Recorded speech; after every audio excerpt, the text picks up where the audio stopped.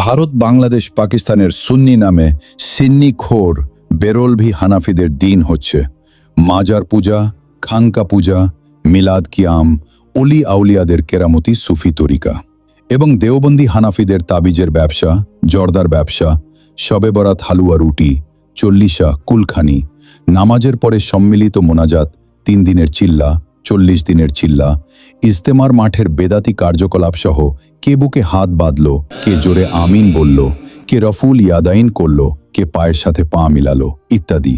আর চরমোনাইয়ের বংশগত বিনা পুঁজির পীরের ব্যবসা তো আছেই।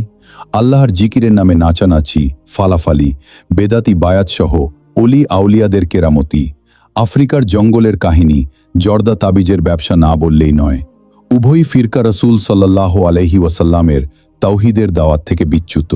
তবে বাংলাদেশের একমাত্র আহলে হাদিস সালাফিরা, যারা রসুল সাল্লাল্লাহু আলাইহি ওয়াসাল্লামের প্রকৃত দিনের দাওয়াত দিয়ে যাচ্ছে, কুরআন ও সহিহ সুন্নাহ ভিত্তিক মানুষের ঈমান আকীদা পরিশুদ্ধ করে, শিরক, বেদাত, বিভিন্ন কুসংস্কারকে বর্জন করে বিশুদ্ধ তাওহীদের পথে আহ্বান করছে। ফলে তারা হকের দাওয়াত দেওয়ার কারণে বিভিন্ন ফিরকার দ্বারা নির্যাতিত, অত্যাচারিত, অপবাদ, বিভিন্ন ট্যাগ বোলিংয়ের শিকার হচ্ছে। যুগে যুগে নবী রাসূলগণ এই দাওয়াতের কারণেই নির্যাতিত হয়েছে। এটাই তাদের সবচেয়ে বড় অনুপ্রেরণা দেয়। আর আল্লাহ বলেন, তারা যা বলে তুমি তাতে ধৈর্য ধারণ করো। তোমার কাজ তো শুধু পৌঁছে দেয়া, হেদায়েতের দেয়ার দায়িত্ব তো আল্লাহর।